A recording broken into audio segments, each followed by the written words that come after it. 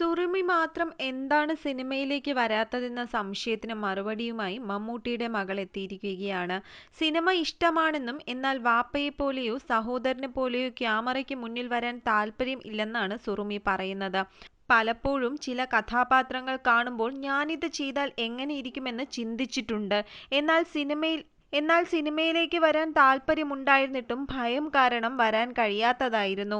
ഞാനൊരു നാണം കുടുങ്ങിയാണെന്നും അതുകൊണ്ട് തന്നെ ക്യാമറയ്ക്ക് മുന്നിൽ വരാൻ പേടിയാണെന്നുമാണ് സുറുമി പറയുന്നത്.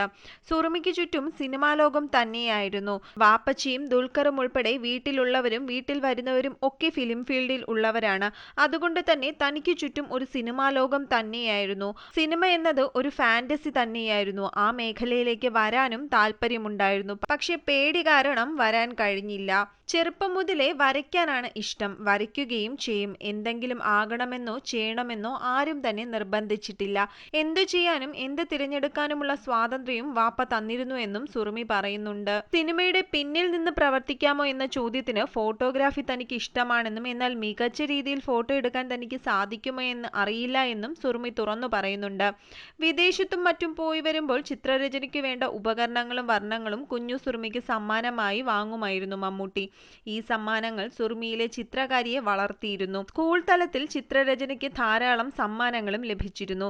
ചിത്രരചനയോടുള്ള അഭിനിവേശം കൊണ്ടാണ് ഫൈൻ ആർട്സിൽ ബിരുദവും ബിരുദാനന്തര പഠനങ്ങളും നടത്തിയത്. ഇന്ത്യയിലെ മഹാനഗരങ്ങളിലെ പ്രകൃതി ദൃശ്യങ്ങൾ കോർത്തിണക്കി നടൻ മമ്മൂട്ടിയുടെ മകൾ സുറുമി വരച്ച ഏതാനും ചിത്രങ്ങൾ മുൻപ് വിൽപ്പനയ്ക്ക് വച്ചിരുന്നു.